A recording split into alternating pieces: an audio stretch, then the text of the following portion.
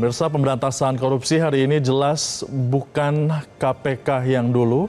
Lahir pada 2002, lembaga anti rasuah itu telah berusia 23 tahun.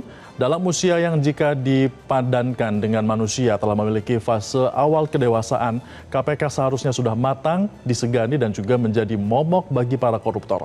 Inilah dia editorial Media Indonesia edisi Selasa 30 Desember 2025 dengan tema KPK kini bukan yang dulu lagi. Bersama saya Febrian Ahmad, Anda juga bisa berpartisipasi dan juga berinteraksi melalui telepon interaktif di nomor 021 583 99100. Dan pagi ini telah bersama saya Ketua Dewan Redaksi Media Group Elman Saragi. Selamat pagi Bang Elman. Pagi Bung Febri. Ya, Bang, jadi kita mengangkat tema ini KPK kini bukan seperti yang dulu lagi. Kenapa seperti itu Bang? Apa perbedaan KPK dulu dan juga sekarang memangnya? Ya, kalau dulu kan, ya KPK itu kan seperti dalam editorial kan itu momok, menakutkan. Seharusnya menakutkan ya? Memang menakutkan.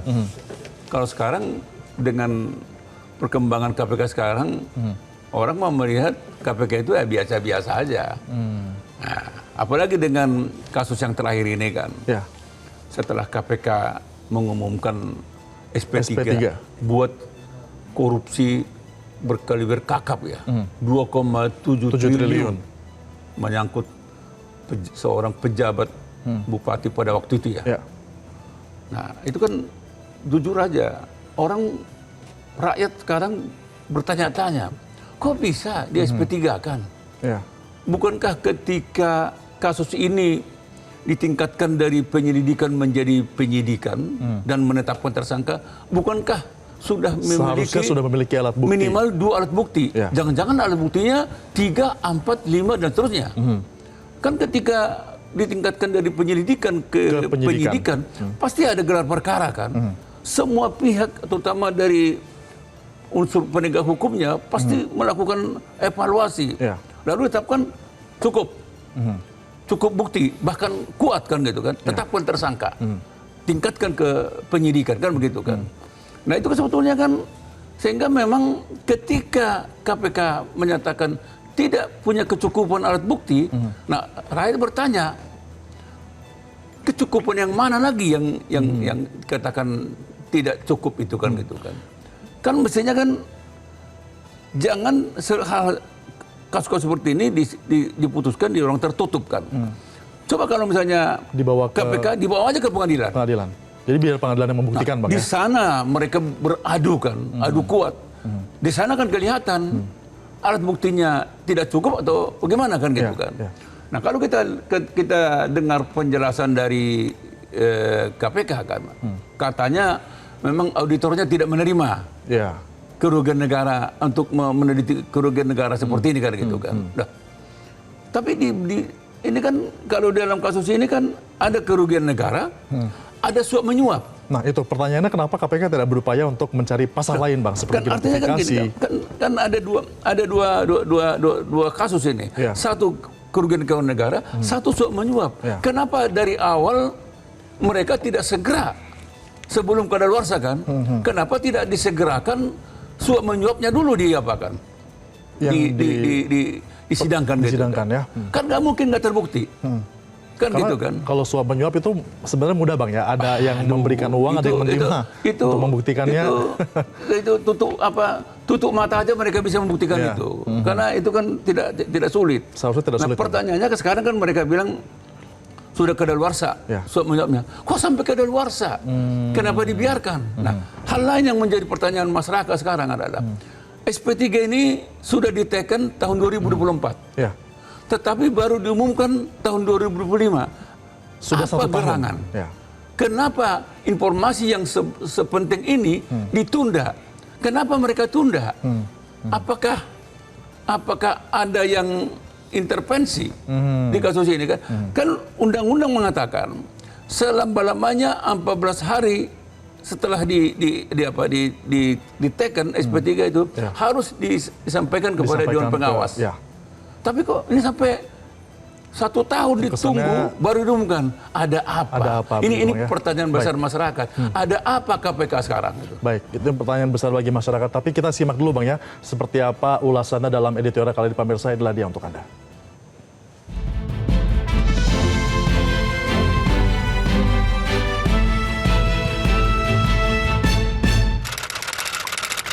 KPK kini bukan yang dulu lagi.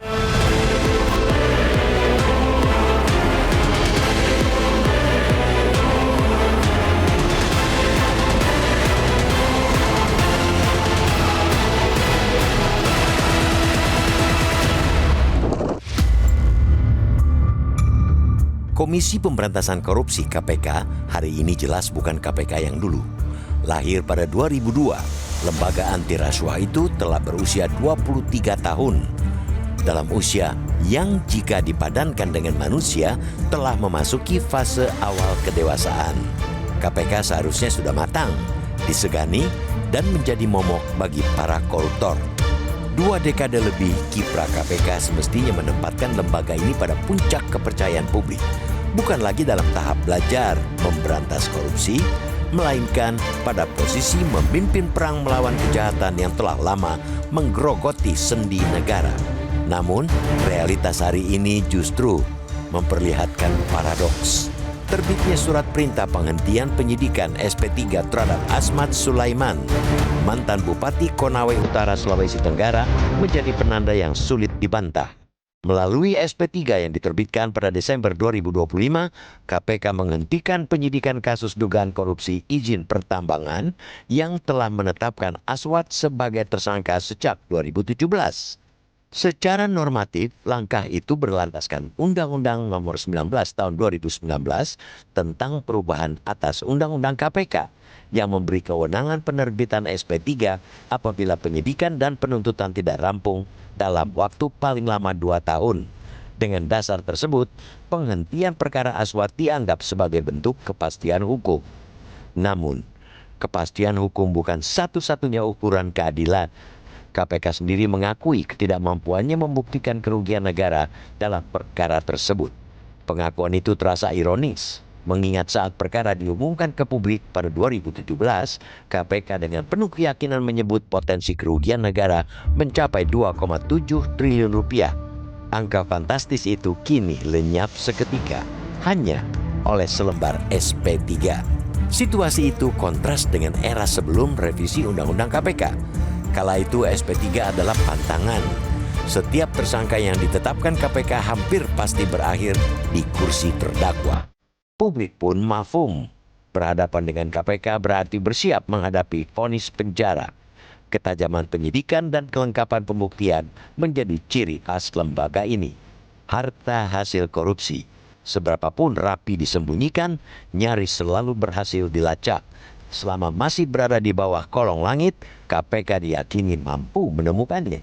Tak heran bila lembaga ini dielu-elukan sebagai simbol harapan rakyat yang muak oleh praktik korupsi. Kepercayaan publik itu pernah mencapai puncaknya pada 2009 saat konflik cicak versus buaya mencuat. Ketika pimpinan KPK Bibit Samatrianto dan Chandra Hamzah dijadikan tersangka oleh kepolisian, rakyat turun tangan membela. Padahal KPK hanyalah lembaga ad hoc, bukan lembaga yang secara eksplisit diamanatkan Undang-Undang 1945. Namun legitimasi moralnya kala itu begitu kuat. Kini semua itu tinggal kenangan. Sejak kewenangan SP3 dibuka pada 2019, tercatat 12 perkara dihentikan penyidikannya. Julukan Komisi Pemburu Koruptor atau Komisi Pengkilas Koruptor perlahan memudar. Di akar rumput muncul satir pahit bahwa KPK berubah menjadi Komisi Penyelamat Koruptor. Sindiran itu bukan tanpa alasan. SP3 pada akhirnya menyelamatkan tersangka dari proses hukum yang seharusnya diuji di pengadilan. Dalam kasus Aswat Sulaiman, KPK sendiri mengibarkan bendera putih karena gagal memperoleh alat bukti kerugian negara. Dari sini, pertanyaan publik menjadi tak terelakkan, yakni apalagi pembeda KPK dengan Polri dan Kejaksaan? Mengapa negara masih membutuhkan komisi khusus pemberantasan korupsi jika kinerjanya tak lagi berbeda dengan aparat penegak hukum lain? Jika KPK benar-benar telah menjauh dari jati dirinya, sudah sewajarnya keberadaan dan efektivitasnya dikaji ulang, terlebih di tengah keterbatasan anggaran negara. Namun, jika KPK mampu kembali seperti dulu, yakni tegas, berani dan tak kompromistis, rakyat niscaya akan kembali berdiri di barisan terdepan untuk membelanya.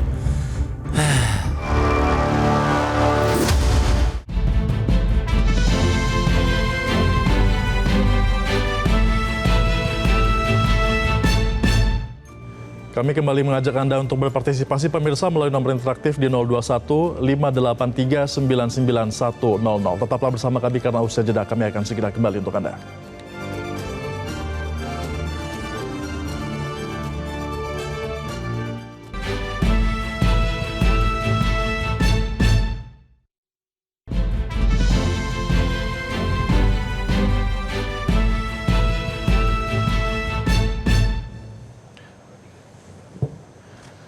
Terima kasih Anda masih bersama kami dalam Editorial Media Indonesia. Kita sekarang langsung menuju ke penelpon pemirsa. Sudah ada Bapak Ondo Silitonga dari Bekasi, Jawa Barat. Selamat pagi, Pak Ondo, silakan. Metro, selamat pagi Bung Yaman. Pagi. Iya, SP3 KPK itu singkatan dari Komisi Pembela Koruptor kali ya. Kok yang orang sudah ditangkap, dituduh begitu, terus dikeluarkan SP3. Ini bukti bahwa mereka itu kerjanya berarti sembarangan. Atau mungkin SP3 itu keluar karena sesuatu hal gitu loh. Nah, kalau sampai kasus daripada Judge Suleman ini ada bendera putih, ya ini pertanyaan besar buat rakyat, kok bisa seperti itu.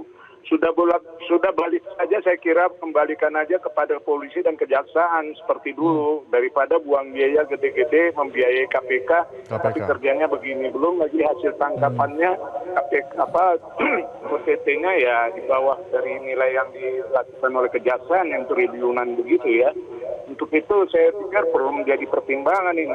Kita memang berharap ya, kalau memang undang-undang KPK itu tidak dirubah, ini akan begini terus. Harusnya seperti dulu KPK itu tidak bisa mengeluarkan SP3. Jadi mereka kerja serius. Kalau mereka ternyata salah menuduh atau melakukan penyidikan dan penelitiannya salah, maka mereka itu harus bertanggung jawab juga. Bisa juga mereka dipidana. Kalau begini terus kita mau bagaimana? Demikian, terima kasih. Baik, Pak Ondo, terima kasih atas partisipasi Anda. Kalau kata Pak Ondo, KPK itu Komisi Pembela Koruptor, Bang. Dan Pak Ondo curiga, katanya SP3 ini jangan-jangan keluar memang karena suatu hal. Apakah memang ada kecenderungan seperti itu, Bang Elman? Ya, kecurigaan seperti itu sebetulnya kan wajar aja. Karena Pak Ondo tadi kan bilang, ada dua kemungkinan. Satu karena KPK bekerja sembarangan, seenaknya aja dia mentersangkakan orang. Ya. Atau kedua kan dia bilang ada sesuatu. Ada sesuatu. Ada sesuatu di balik itu. Dan ini yang sekarang sedang diperbincangkan masyarakat. Oleh publik, ada ya? apa? Kan begitu. Kan kalau kita sih berkeyakinan era KPK pada waktu tahun ini kan ditetapkan tersangkanya kan 2017. Nah, baru 8 tahun kemudian kan? Ya. Baru SP3 kan? SP3. Dan Artinya kan, diumumkannya pun setahun kemudian setelah umumkannya pun baru setahun kemudian kan gitu kan. Jadi memang wajar sekali kalau masyarakat bertanya, curiga. Ini ada apa? Jangan-jangan ada sesuatu, jangan-jangan ada intervensi. Ya. Kan gitu kan? Ini kan kenapa jangan-jangan ada intervensi? Kenapa sampai setahun kemudian, setahun 2024 ditetapkan SP3, baru setahun kemudian diumumkan. Kenapa terlambat? Kenapa ditunda? Kan gitu kan? Apa yang mereka sembunyikan? Apa yang mereka sembunyikan? Informasi apa kan gitu kan? Sehingga memang jangan salahkan kalau masyarakat memandang KPK ini sepertinya main-main gitu. Dan menganggap karena ini kasus besar, jangan-jangan memang ini waktu itu kita nggak tahu ya, siapa aja yang diperiksa. Adakah tokoh besar yang pernah diperiksa dalam kasus ini? Itu harus dibuka.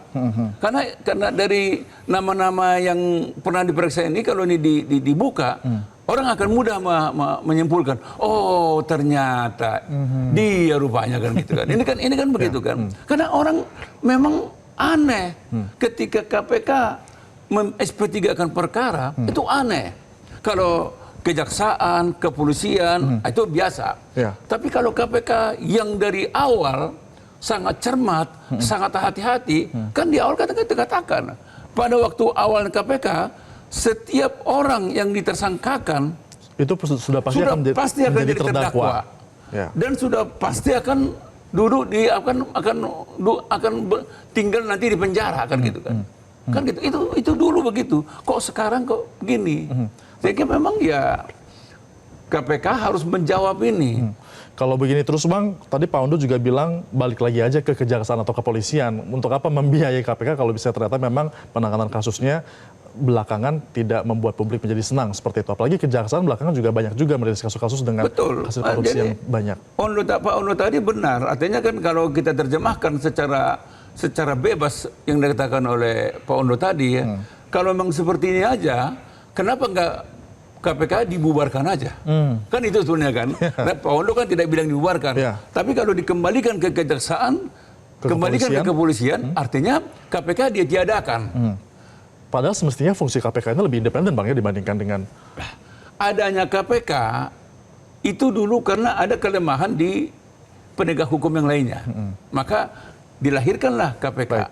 Kan gitu kan. Tapi kalau KPK juga seperti sekarang ini, ya ditiadakan aja KPK. Ngapain memboros-boroskan APBN di KPK ini? Ya, baik. Kita nanti akan bahas lagi Bang Elman, tapi kita harus jeda terlebih dahulu, tetaplah bersama kami.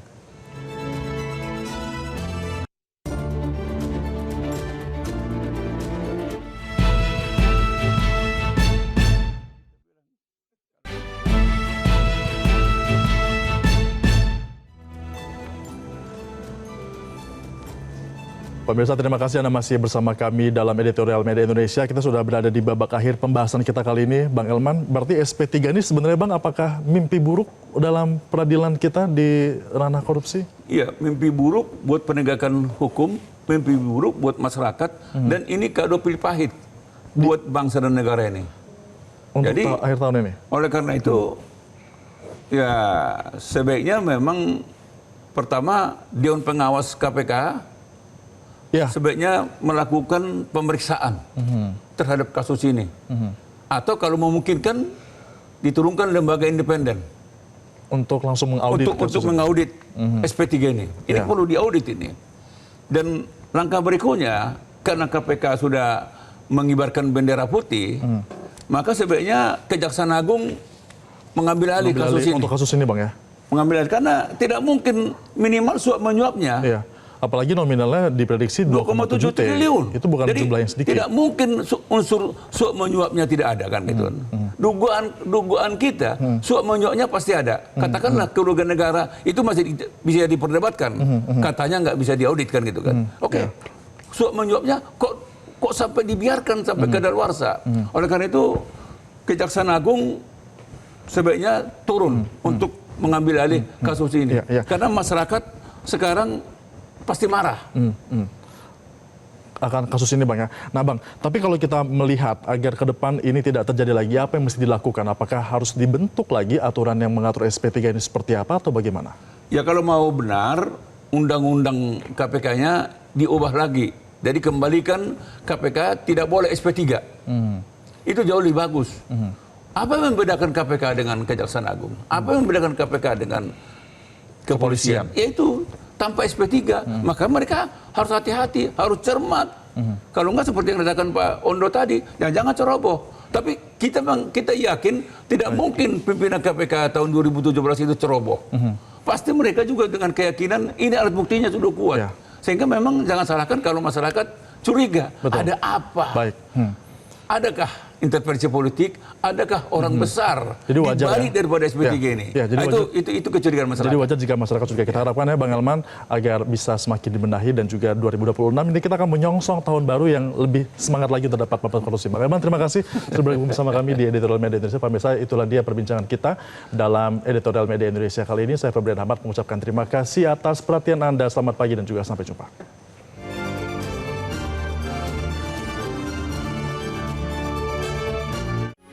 Metro TV. Jelajahi cara baru mendapatkan informasi. Download Metro TV Extend sekarang.